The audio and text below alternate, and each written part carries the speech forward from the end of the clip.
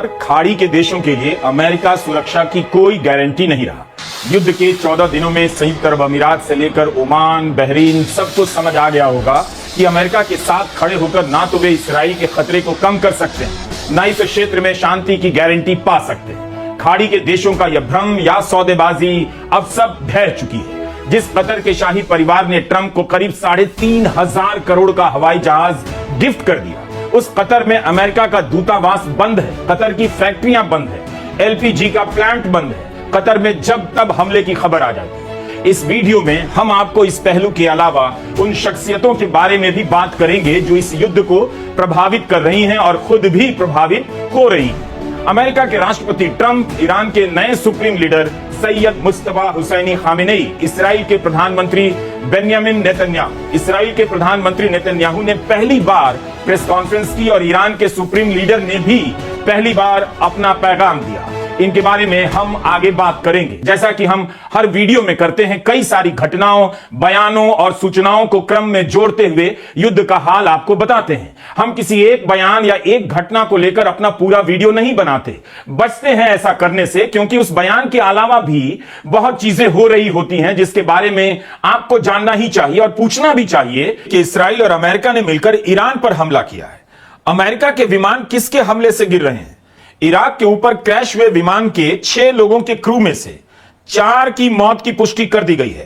Trump के लिए अब जवाब देना मुश्किल होता जाएगा। KC-135 स्ट्रेटो टैंकर यह हवा में तेल भरने वाला भारवाहक विमान है। एक विमान इराक के ऊपर नष्ट हो गया, इसी का एक दूसरा विमान क्षतिग्रस्त होकर उतरा है। अमेरिका के लिए बहुत बड़ा नुकसान बताया जा रहा है। 1998 के हिसाब से इसकी कीमत 166 करोड़ के आसपास है। इराक में इस्लामिक रेसिस्टेंस ने दावा किया है कि इस विमान पर उसने हमला किया है। यह ईरान का समर्थक माना जाता है। अमेरिका की सेना कह रही है दोस्ताना इलाके में विमान गिरा है, लेकिन कैसे गिरा यह नहीं बता रही। यही कहा कि दुश्मन या दोस्त का हमला नहीं। तब फिर किसके हमले से विमान गिरा? जब कुवैत के एयर स्पेस में F-15E स्ट्राइक ईगल सीरीज के 3 लड़ाकू विमान गिरा दिए गए, तब भी अमेरिका ने कहा फ्रेंडली फायर में गिर गया।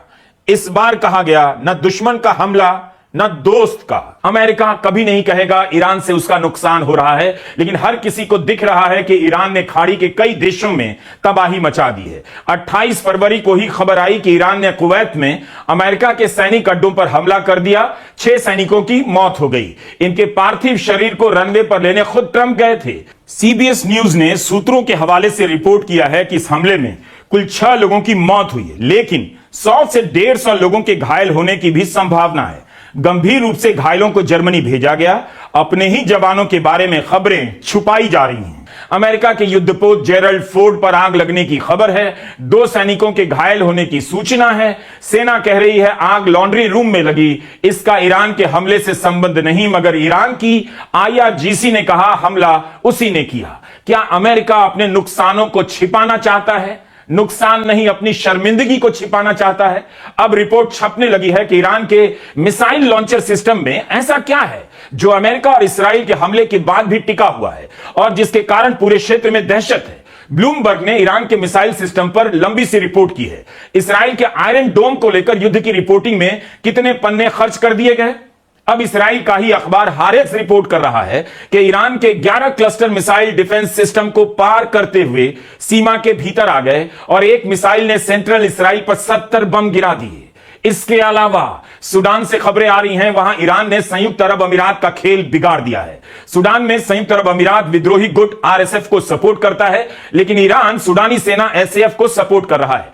General Abdel Fattah al Burhan की वहां सरकार है। सूडान लाल सागर के किनारे है और लाल सागर से भी दुनिया का 12% व्यापार होता है। तो सूडान की सेना को सपोर्ट कर ईरान लाल सागर तक अपने प्रभाव को ले जाना चाहता है, ताकि स्ट्रेट ऑफ होर्मुज के बाद लाल सागर में भी उसका दबदबा बन जाए। तो कितना कुछ है जानने के लिए और समझने के लिए धीरज के साथ आप हमारा वीडियो देखते चलिए और मिलिए इसराइल के प्रधानमंत्री नेतन्याहू से, जो खुद अपने देश की राजधानी में होते हुए जूम के जरिए प्रेस कॉन्फ्रेंस कर रहे हैं और ईरान के supreme leader Sayyid Mojtaba Hosseini Khamenei को ललकार रहे हैं कि वे सामने नहीं आ रहे। दूसरे देश में पेजर के जरिए धमाका करने वाला, बाथरूम तक में जासूसी करने के लिए पैगासस बनाने वाला इसराइल और इसके प्रधानमंत्री को